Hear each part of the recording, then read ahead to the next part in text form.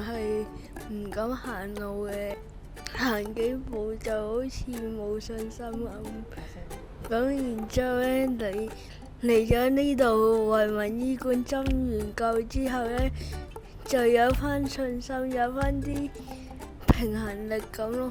咁佢係由19年開始就已經嚟醫館嗰度咧去針灸噶啦。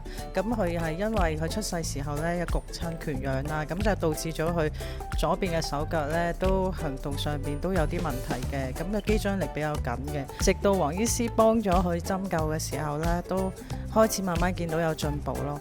連佢鬆筋針都唔需要打啊！一直落嚟嘅時候，由一個好冇自信行路嘅小朋友，到而家佢可以話俾我聽，我唔需要你哋扶啦，我可以自己上樓梯，可以自己行咯。佢係突然間有一日，佢行樓梯上樓梯嗰段樓梯都幾高下。我話我需唔需要扶你啊？佢突然間好有自信咁同我講話，我唔需要你扶啦，你喺後邊拍我俾黃醫師睇啦咁樣咯。咁黃醫師都話佢真係好叻，進步咗咁樣係。我以前係唔敢行路嘅，行幾步就好似冇信心咁。咁然之後咧，嚟咗呢度惠民醫館針完灸之後咧，就有翻信心，有翻啲平衡力咁咯。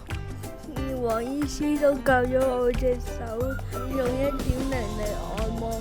黃醫師隻手咧，佢自己打唔開，係打唔開。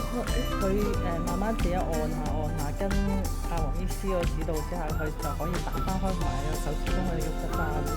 係真係好多謝黃醫師呢幾年嚟咧對阿健明嗰個照顧啦，咁都睇住佢不斷嘅進步咯。都希望咧黃醫師可以幫到更多嘅人，有更多人去支持咧呢度惠民醫館啦，令到醫館可以幫助更多有需要嘅人。